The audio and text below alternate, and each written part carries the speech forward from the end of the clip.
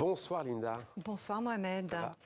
J'ai appris un nouveau mot cette semaine. Je crois que je vais en apprendre un aussi alors. Enfin, c'est un mot qui n'existe pas encore dans les dictionnaires officiels, mais qu'on peut lire notamment dans la presse québécoise. C'est d'ailleurs un mot d'origine québécoise. Et ce mot, Mohamed, c'est anglolatrie. Contraction de anglomanie et idolâtrie. L'anglolatrie, c'est le fait de se complaire à insérer volontairement et consciencieusement des anglicismes dans nos speeches, nos chats, nos posts et nos pubs. What else? Vous voyez de quoi je parle? Je vois. Tellement plus sexy que quoi d'autre. On utilise même l'anglais pour vendre aux Français des produits made in France, comme ce parfum dont j'oublie le nom, là, mais qui nous dit « spray good, feel good ». Tellement mieux que se parfumer, se sentir bien. Hein?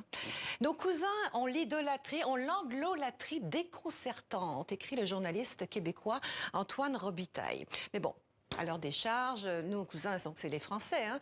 Mais à votre décharge, il faut avouer que de nos jours, c'est quand même assez difficile d'éviter l'anglais. Moi, today, quand j'ai pitché mon projet de newsletter en live devant ma team, j'ai été scotché par le stand ovation.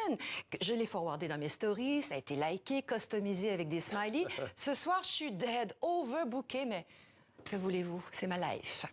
Et c'est sûrement pas le président français qui va me remonter les bretelles là-dessus. Quand on parle d'IoT, vous voulez que je réponde en français? On fait partie des leaders dans le domaine du spatial, avec un lead de l'INRIA avec le CNRS, un leader qui est aujourd'hui contesté, j'allais dire corporate tax, d'impôt sur les sociétés. Pour moi, l'intérêt d'être French Tech quand on est EdTech, c'est la langue, la francophonie entière. Il y a très peu de langues qui ont cette portée. Voilà un pastiche réalisé par le site d'actualité HuffPost. L'heure est grave, Mohamed, tellement grave que certains linguistes, comme le Suisse Philippe Caron, n'hésitent plus à parler d'éradication linguistique, voire de linguicide collectif.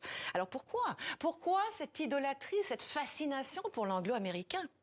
Eh bien, pour l'ancien Premier ministre français, Alain Juppé, qui a vécu un moment à Montréal et qui a donc du recul, cette avalanche de mots anglais s'expliquerait en partie par le fait que les Français ne maîtrisent pas l'anglais. Ils en mettent donc un peu partout pour faire croire. Une posture. Oui. L'anglais, selon les start-upers français, a un côté plus funky, plus in, plus open que le français. Non, sérieux. Nails bar. Vous trouvez ça plus attractif que bar à ongles? Non, pas trop. Hein. Ben non.